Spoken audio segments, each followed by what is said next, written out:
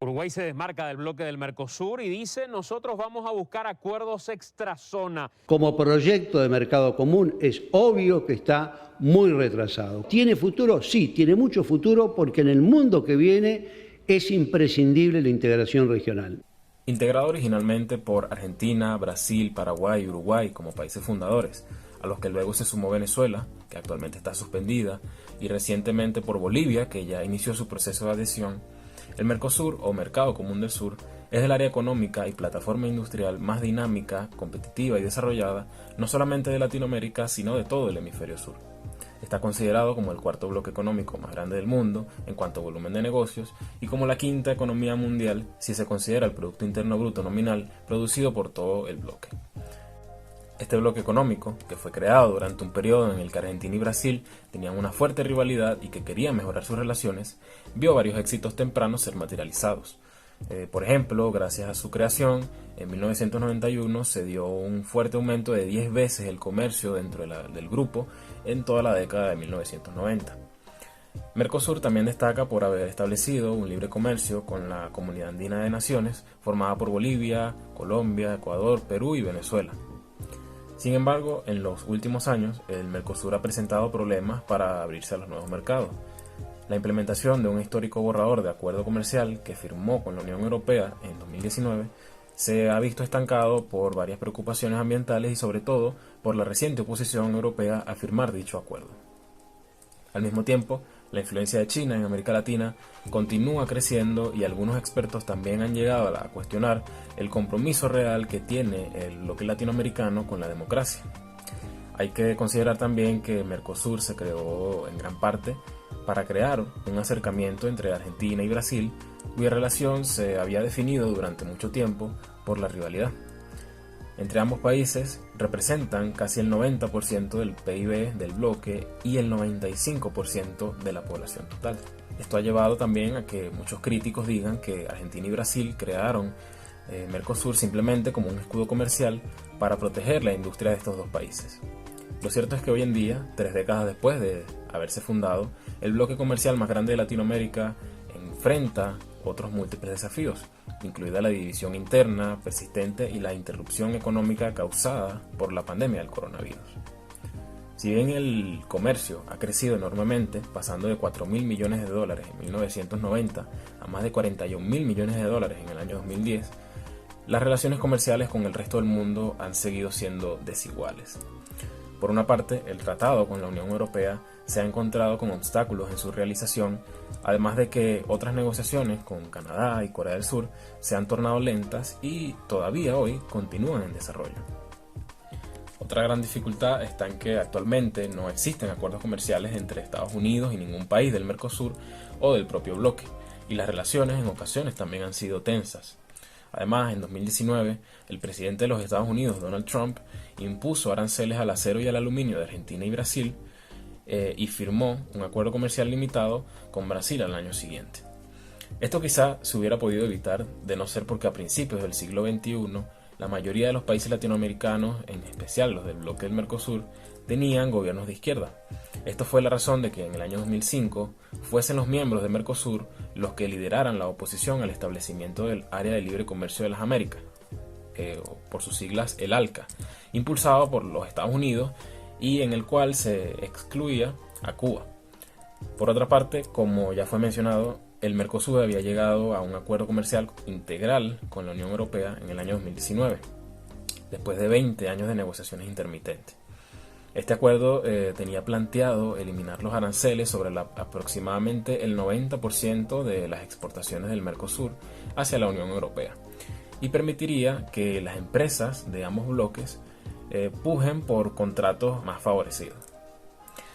Sin embargo, su ratificación ha sido puesta en duda por la oposición de varios miembros de la Unión Europea que temen que la madera exportada de Brasil a la Unión Europea pueda ser resultado de la tala ilegal en la selva amazónica y han pedido al gobierno de Bolsonaro que se comprometa a frenar la deforestación en el Amazonas antes de que este acuerdo sea ratificado en el año 2022. Los agricultores europeos también han criticado el acuerdo, ya que ellos predicen una posible gran afluencia de exportaciones baratas de carne argentina y brasileña que perjudicaría sus ganancias en el mercado europeo. También hay que mencionar que dentro de este bloque, la integración regional comenzó a desacelerarse luego de la devaluación de la moneda de Brasil en el año 1999 y la crisis financiera de Argentina en el año 2001. Y desde entonces han estallado disputas comerciales y otras tensiones entre los dos países. También los esfuerzos recientes de Uruguay para establecer un tratado de libre comercio con China han sido una fuente de tensión entre los miembros del bloque, pues si bien Brasil apoya la búsqueda de un tratado de libre comercio con China, Argentina más bien se ha opuesto públicamente a esto, asegurando que el establecimiento de este acuerdo comercial podría conducir a una afluencia de importaciones chinas baratas a la región que pondrían en peligro la venta de bienes de producción local. Pero en este punto cabe preguntarse, ¿por qué Mercosur no ha logrado integrarse y volverse un bloque más complejo y fuerte? Una de las principales razones de esto ha sido sin lugar a dudas la falta o inexistencia de una verdadera unión entre sus países miembros. Por ejemplo, Bolsonaro ha expresado su deseo de modernizar el bloque, permitiendo acuerdos bilaterales con países terceros, medida a la que se ha opuesto el presidente argentino Alberto Fernández de Kirchner. Además, Argentina ha expresado también que no va a participar en ningún acuerdo comercial futuro con Mercosur, aunque el bloque continúe buscando tratados de libre comercio con Canadá y con Corea del Sur. Lo cierto es que estas políticas proteccionistas del bloque y la renuencia a crear cadenas de suministro de valor agregado o centros de producción regionales dificulta aún más que se dé una verdadera integración. Otra de las razones que perjudican enormemente el funcionamiento del bloque son las deficientes economías que tienen varios de los miembros del Mercosur, que han experimentado turbulencias políticas y económicas en los últimos años. Por una parte, las investigaciones de corrupción iniciadas en Brasil en 2014 se han extendido, implicando a cientos de las élites políticas y empresariales de la región. Al mismo tiempo, la caída de los precios de las materias primas y lo que los críticos describen como mala gestión económica han contribuido a las recesiones en la región. Además, en el año 2020, el PIB de América Latina cayó un 7%, el peor de cualquiera de las regiones del mundo. Esta crisis económica,